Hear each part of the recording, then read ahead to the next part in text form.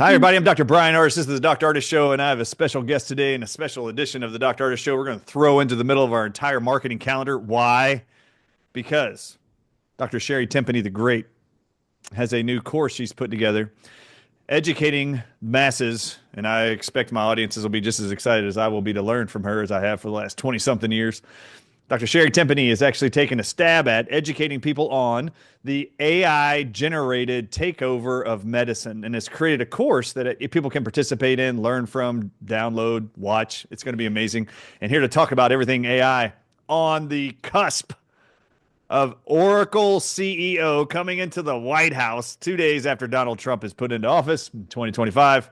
He announces to the world, we're going to create AI generated specific for you vaccines to beat your cancer that can be generated, a unique vaccine generated by computers.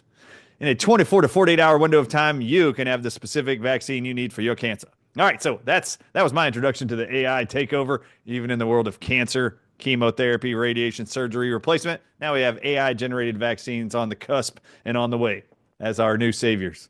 Welcome to the show one more time. One of my favorites, Dr. Sherri Tenpenny. How are you, Dr. Sherri? I'm good, Brian. It's always good to get a few minutes of your time. It seems like, we run into each other at conferences and it's like 30 seconds. I give you a big hug and then you're off. So it's always good to spend some extra time with you. It Thank is you. wonderful. All right, so Sherri, bring us up to speed on what you've created. When's this course coming out? Why are you so passionate now about AI generated medicine? Well, I really, it's really about it's more about censorship. It's more about co-opting our data because, data is the new gold. And it's about what is going to happen to our health freedom and our ability to exercise our right to choose. It's like any other technology. There's the good, and then there's the bad, and then there's the reality, and my concern and the reason that my business partner and I, Matt, wanted to is actually Matt's idea because he's the techie guy and he's the one that's going to be actually talking about this more, talking about open AI and how healthcare driven by AI is really going to work. I mean, we see some of that already with electronic medical records and decision-making trees that are already been created. But this is the next level that people have to be concerned about. I mean, what if you take the human aspect out of medicine completely, and you just go sit down in front of a computer, and you feed in some symptoms, and then they get the wrong diagnosis? Or they say something like, well, maybe he's suicidal, which will eliminate your ability to fly if you're a pilot, or take away your security clearances if you work inside the government, or all these different things. And who do you appeal that to? Who do you appeal that decision to? And if AI diagnoses you as borderline diabetes and they prescribe a medication for that, and you go, I don't think so. I think I'm just going to go home and I'm getting serious about my diet and losing weight and doing some exercise, and you don't get that prescription filled. And then the next time you go into your little AI bot and they go, oh, I see you haven't filled your prescription. That means you're non-compliant. That could mean all sorts of downline things in terms of impact on your homeowner's insurance, on your car insurance, on your ability to drive, your ability to travel. So there are a lot of downsides to AI. Now, I told you before we went live that we did an interview a couple of weeks ago with Mike Adams, and Mike is really super pro AI, and Matt is he's not really anti AI. He just wants people to be aware of what they're getting into because like most things in marketing, they can make it sound so cool and so neat and all these new gadgets and all these little goggles and all these new AI things that we have. What happens if it goes bad? What happens if it does the wrong thing for you? What happens do you get out of it? And, if you don't know about the downside, you can't choose appropriately. Very, very true. So, what aspects of AI are you excited about? What's the good in AI, Dr. Sherri, if you can talk on that? The good side. Well, there are some AI tools that I like to use that have to do with editors. Like as you know, I write a lot. I'm just finishing up with my book called Zero Accountability. in a Broken System, and it's going to come out in a couple of weeks. It's Zero Accountability in a Broken System: How the Pharmaceutical Industry Weaponizes Vaccines, Public Health, and the Law. And so I've used AI when I've done some writing, or when I write my Substacks on Saturday and Sunday and other articles. Like, I write it, and then I'll ask, the AI tool that comes along inside of Word now, I'll ask it to make it stronger or clarify, and it'll look for misspelled words, or it'll look for grammar errors that you might Sure. have an is instead of an are, and things like that. And so I use the AI that I personally use it for editing. It's instead of paying $80 an hour for an editor, I can have a little free tool on my thing. That's the only thing that I use it for. And but I know that there's Mike Adams is coming out with a new whole AI tool called Enoch. It's coming out also around the first of March. That is supposed to be all giving you answers that you want to look up, decentralized answers for any sort of alternative things that you want to research. And I still feel like it's any sort of those tools. And I'll give you an example. I use GPT occasionally if I want a quick answer, like if I'm looking for a date. What date did this come out? It's a whole lot faster than using Google. And so, like, if I want a date, or if I want a list of, or if I want to say how many, like I said, how many vaccines are in development right now? Well, 280, as of December 24th, there are 286 vaccines in development. Wow. I could have found that by Google or looking at other sort of places, and that was just really fast. Now, the downside to that is I know enough about the vaccine industry that I have literally sat in my chair upstairs, and I have a screen just like this one at the side, and I've argued with ChatGPT. I've just argued with it, and I'll just say, that's not correct. I know that's not the right answer. And then it apologizes to me and says, "Oh, I'm so sorry. You're right. I need to dig deeper. I'm so sorry for what you said." And I'll say, "That's still not the correct. Oh my gosh, I'm so sorry." Now I'll tell That's you hilarious. something really super creepy about that. When I was done with the manuscript for my book, and the last little bit, I put over into Chat GPT as an editor. When it was all done, and I was all done with the editing sort of stuff, I typed into Chat GPT, "Thank you so much for helping me edit my book." And the answer came back, "I'm so grateful for the opportunity to help you work on this. Any other thing else I can do, I hope it will be a great success." And it was really creepy. Really creepy to get that answer That's back, awesome. you That's know? awesome. So, because there are people that, AI has become so humanized. I mean, there's reports of people that have fallen in love with their AI app, because, and it doesn't have empathy, and it's leading towards transhumanism, which is the downside in healthcare, is because it doesn't have empathy, doesn't have emotion, doesn't have feeling, and it will say just about anything you program it to say. You can set it up to say, like if I put an article, if I say I want to give me some information on, I don't know, Ozempic, since you know about that. And so it gives you all the pro pharmaceutical stuff about Ozempic. Then you can say, "I hate Ozempic. Say this in a negative tone that tells me the downside." And it'll say, "Okay, thank you." And it'll write all the negative side. So it tells you that it's a programmable tool that will give you any answer that you want, because it's just a technology. And we don't really want that in our healthcare. And even though it may, as a differential diagnosis, have access to a much larger body of information than what your doctor might have in his brain, it doesn't, those little innuendos of being a physician, like you say something to somebody and a little flick of their eye, or they look down to the side, or, something in their body language just shifts that you were on something. A technology won't be able to do that, and won't be able to pick up the innuendos of healthcare that you would get from a human being. Yeah, I think a lot of people have asked me over time. It's just a big topic now with RFK Jr. being in his position, Donald Trump in his second term, talking about making America healthy again. And one of the things we've been constantly approached, you two in the last 20 years, me in the last five, publicly and around the world, what happened to medicine? And I would always say, I really do think the biggest problem confronting and changing all faith in conventional medicine was when they started specializing medicine. Like, you're going to be a kidney doctor, you're going to be a heart doctor, you're going to be a brain doctor, but none of you are ever going to know how they're all connected. We're just going to compartmentalize all medicine. I actually thought that was the biggest downfall.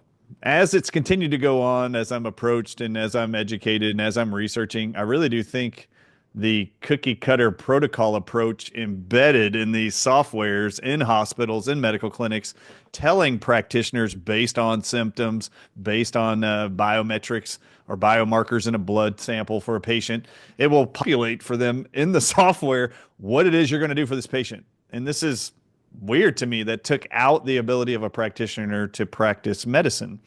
Now, it also, all of us know, and I know you have too, I have taken advantage of AI centered software platforms, such as we used to all carry in our cars, Sherry, a Rand McNally map of the country, an atlas of all the streets, highways, and that's how we got around. If we wanted to go anywhere around the country, around your state, you had to break out an atlas and flip pages to actually see where those roads went, where you're going to be headed. But man, how many people now love using GPS technology like Waze apps on your phone? It will actually take you around traffic as it's occurring and reroute you. This is all based on artificial intelligence, tracking traffic patterns for you. Now, what's the downside? Oh my goodness. My own kids living 10 minutes away from me probably couldn't tell you the street names they get off of to come to our home because they just watch Waze or an app and they never actually watch street signs. They never memorize roads. They really lose track of direction. Is there a downside? Yes. You don't learn how to get around on your own. And what happens when technology goes down? What happens when you don't have a charger for your phone? And how are you going to get around? And where are you going to go buy a map? How are you going to find your way around?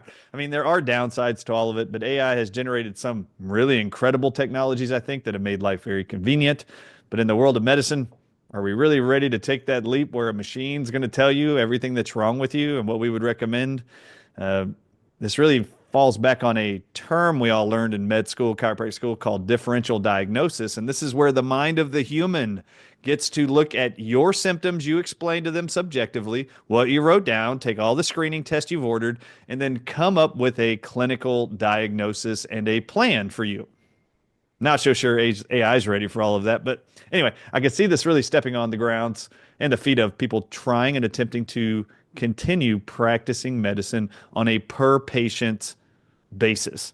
You are unique as an individual, and to cookie cut all things, which is what I think they're going to try to do with AI generated medical healthcare, I really do see a lot of possible downsides to a lot of that. How do you feel about the new Oracle generated 24-hour miracle AI generated vaccines for cancers? Were you excited about that, Sherry? Well, you know, I've not totally embraced a lot of the things that Dr. Robert Malone has stood for and what he said over the last 5 years. I just haven't. But I did hear him Me give either. I did. Thank you. I did, but I did hear him on two separate occasions give an explanation of when Larry Ellison got up and made this whole speech pitch thing to, we're going to do a blood test and find out what cancer cells are floating around, and within 48 hours have an mRNA driven vaccine that can suck up those cancer cells and prevent you from getting cancer. So, a couple of things that Robert Malone said that I totally agreed with. He said, he said that he made it sound like it's the greatest, latest, hottest thing. He said that technology's been tested for 30 years and has always failed. We've tried it on rats and rabbits and mice, and it just doesn't fail. He said, and it just doesn't work. And how in the world it could work on a complex thing like a human body? He said it just doesn't. And he said, when I was back in the day, he said, in my much earlier days of my career, he said part of what I would do, part of one of my jobs was I would take a new technology and I would go to a potential investor and I would sell them on the technology. And he said, and you would sort of categorize your investor as a soft sell, a intelligent sell, a hard sell, or whatever.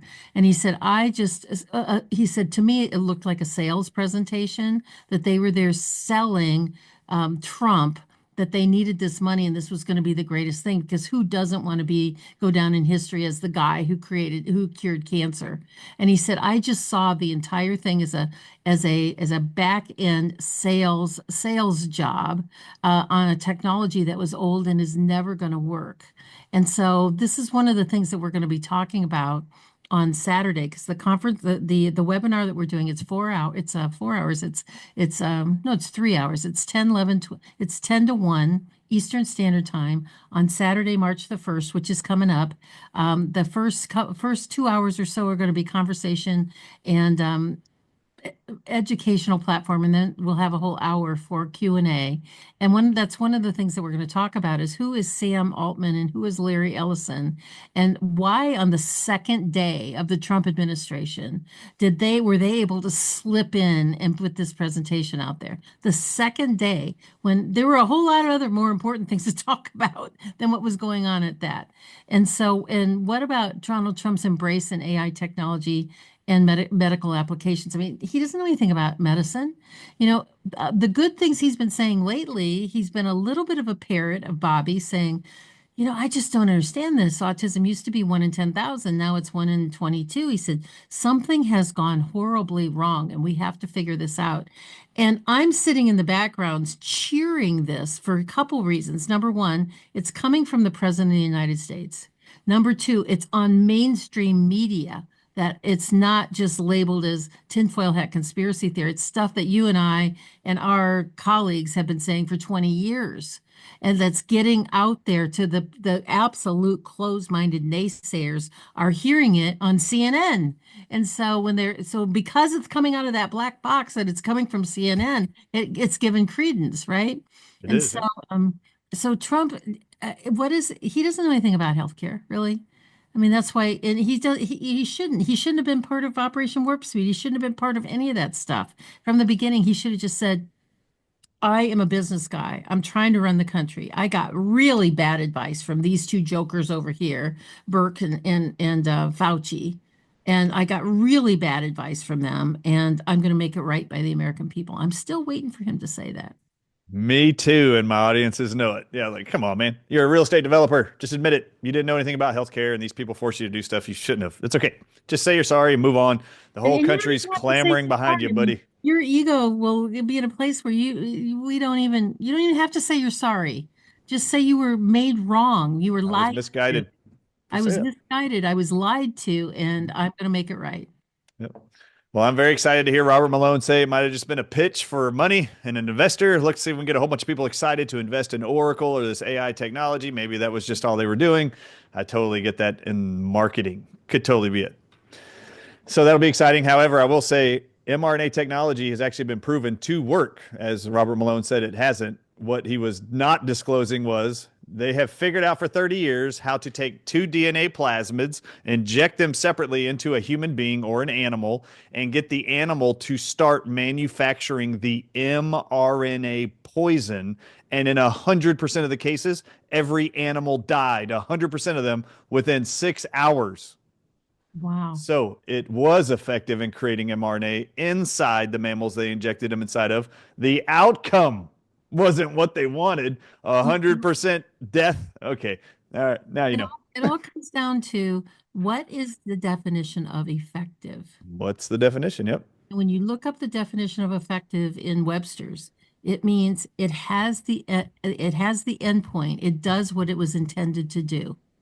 And so when you inject foreign matter into a human body and it generates an antibody, which is what they were looking for, it does what it was intended to do. It generated an antibody. So therefore, it was effective. Effective is not a synonym for protection. And so the same thing what you just said with the two DNA and things like that, it was effective because it killed people because that was the intent. Yep.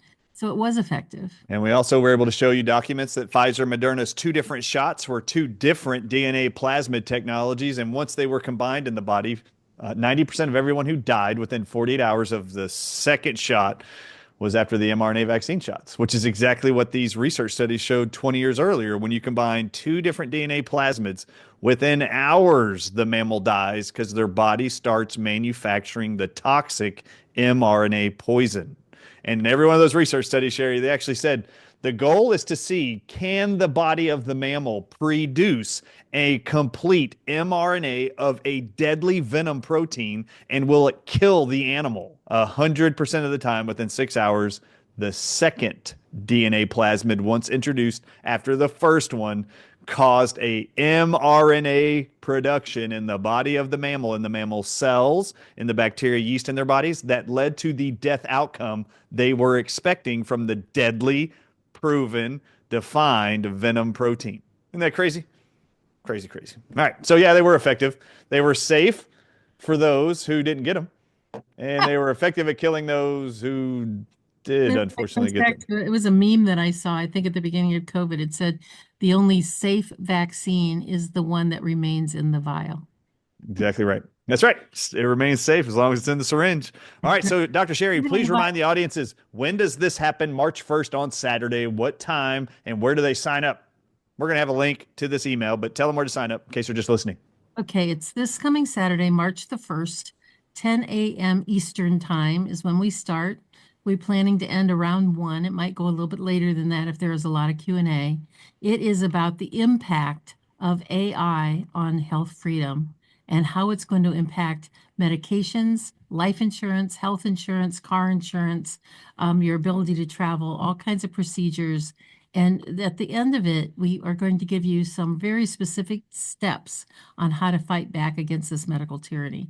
So it's March 1st, 10 a.m. Eastern Time, and you can find it by going to Learning for You, learning the number 4, YOU, learningforyou.org/AI. Now, I want everybody to know, Dr. Sherri Tenpenny, I've been buying your DVDs, your CDs, downloading stuff from you, watching your podcast for the last 20 something years. Anything you created, I was buying, I was ordering, and I was reading and doing my own research.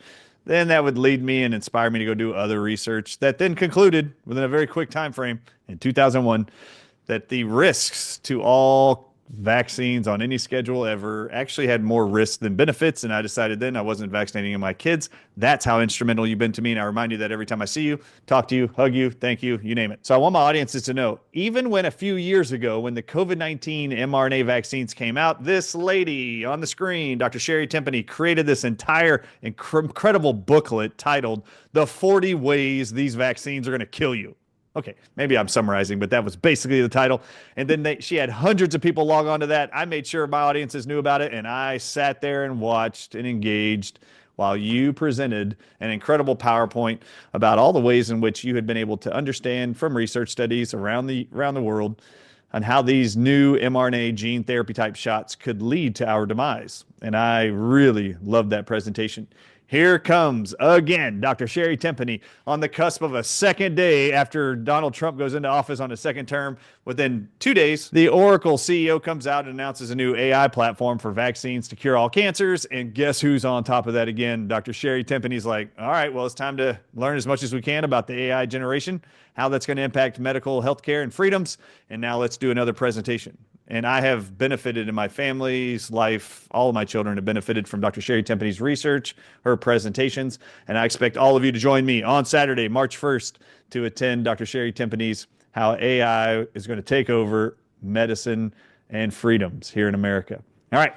What is your promise and what are you excited about, Sherri? What keeps you motivated to keep doing this kind of work? Oh gosh, there's so many things, so many balls in the air right now, Brian. I mean, the main thing is once I get my book out, it's going to be a lot of that. And I love this book. I mean, I'm really, I can break my arm patting myself on the back, because it's really I'm very proud of you. it takes a different perspective on vaccine things than I think nearly anybody has ever written about.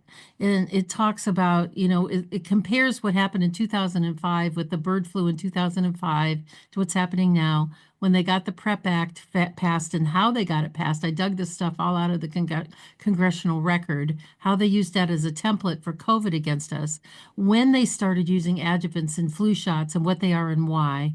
And then the whole bunch of thing about the Covered Countermeasure Injury Compensation Program, the CICP, which is just a complete mess. And I really it it ended up being longer than I thought it was going to. And right as we were turning the manuscript into the publisher at the end, I was kind of thinking maybe I should cut some of this stuff out And I went back through it, and it's like, no, it all needs to be there. So it's called zero accountability in a broken system. And so it's going to be coming out in just a couple of weeks. I'm sure I'll talk to you again about it. It's zero accountability in a broken system, how the pharmaceutical industry weaponizes vaccines, public health, and the law. And it's a more of a political perspective on this stuff of what's going on, because a lot of people write about vaccines and what each one of them are and things like that, which are all good. We need to have those out there. And you've really taken on the venom issue, and we really need to know about that. You've made me a true believer, Bryan. The last time I went down there to see you, I was like, yeah, that's kind of Bryan's thing. But after spending a couple days with you, oh my gosh, I'm like 100% in. You are 100% right. And everybody in the world needs to know about this. And so people need to know about this book, The Zero Accountability. So that's what keeps me going. I'm involved with some stuff down in Washington, D.C., waiting for that to go. I got a couple of big projects on the cusp that hopefully I'll know about in the next couple of weeks. And so always busy, always I busy. love it. I love your passion. I love your excitement and the fact that you always show up. Like my dad always used to tell me growing up, some people talk about it, Bryan, other people do it. Sherri's a doer. She don't just talk about it. She goes and does it. All right. So also in the world of healthcare, vaccines, there's a mantra all of us have heard throughout our life that does not apply to healthcare and vaccines. You ever heard the notion less is more? No. In the context of education and research material, to be able to make informed decisions in healthcare and with vaccines or any pharmaceuticals, the more education, the better. It is not less is more. So if you want to get more information about AI in medicine, how that's going to impact our freedoms here in America and abroad, please check out Dr. Sherri Tenpenny's course, March 1st with me, 10 a.m. Eastern time. Right, Sherri? That's right, 10 a.m. Eastern time. Go to learning4u.org, learning the number 4, YOU.org/AI. I don't think we could have made it any simpler than that. Nope, you couldn't. And then tell people when you expect your book to be released, even for pre-sales or actual sales. Hopefully around March the 17th. So Right. within the next couple of weeks, because it's timely. It really needs to get out. And so as you know, writing a book is a lot of work. It's not like get up in the morning and sit down at the typewriter at the computer and go, "Dear reader, blah blah blah blah blah, the end, book done." It doesn't Nope. quite work that way. It's so No, it so doesn't. so it doesn't kind of work that way. So I'm hoping that this will be something, and everybody that's read it, even Suzanne Humphreys wrote the introduction for me, wrote the prologue, I think it's called, it for me. And she read it, actually she read it twice, because when she read it the first, when she wrote it at the beginning, I wasn't quite done with it, and then so much changed, and I added so much more. I got back to her. I thought she was going to shoot me in the head. I said, can we update your introduction here a little bit for me? And she's like, oh. I said, no, seriously, really. I said, just read chapter 15, 16, and 17, because that's really where the biggest changes are. Well, she read the whole thing again, and she said, man, I thought I knew this material. I thought this was something I already knew something about. But she said, the way you've laid it out and the way you explain it and the stuff that's in here, she said, I learned bunch of stuff that I didn't even know. And That's awesome. Suzanne's kind of like, she knows stuff. So Yes, she that kind of does. made me feel good. So she wrote that, and I got a lot of, like you, a lot of wonderful people that wrote testimonials. You wrote a testimonial for my book. I So did. it's I think it's going to be good, and I'm really hopeful that people will buy it, because it's a good read. It reads kind of like a suspense thriller. There's basically a bumper sticker with a slogan and a tagline for how I view the world. It is in Sherri Tenpenny, I trust. That's it. That's a slogan. It should be a t-shirt, just so y'all know.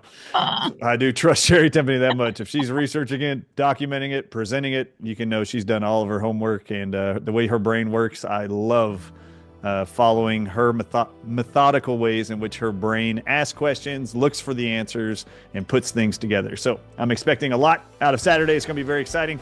I'm expecting a lot to learn, and I can't wait to read your book, and cannot wait to read it all and see what your mind's put together, and your research is going to be exciting. All right, Dr. Sherri Tenpenny, here we go. Saturday morning, I will see you 10 a.m. Eastern time. I'm so excited. I hope you'll join us. God bless.